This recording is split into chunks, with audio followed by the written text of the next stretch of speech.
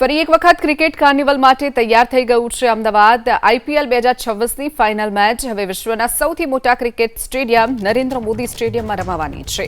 બીસીસીઆઈએ final Ahmedabad ખસેડવાનો નિર્ણય કરતા અમદાવાદની તમામ હોટેલ, ટ્રાવેલ, રેસ્ટોરન્ટ અને ટુરિઝમ ઇન્ડસ્ટ્રીમાં ભારે ઉત્સાહ જોવા મળ્યો છે। 30 અને 31 મે દરમિયાન અમદાવાદની મોટાભાગની પ્રીમિયમ હોટલો હાઉસફુલ છે। માત્ર 2 દિવસમાં જ અંદાજે 200 કરોડથી વધુનો સીધો નફો હોટેલ ઇન્ડસ્ટ્રીને થવાનો છે।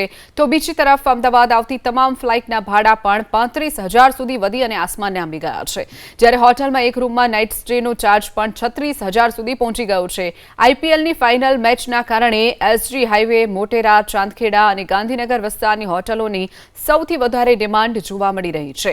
અત્યારે અમદાવાદની હોટલમાં કુલ 20,000 જેટલા રૂમ ઉપલબ્ધ છે।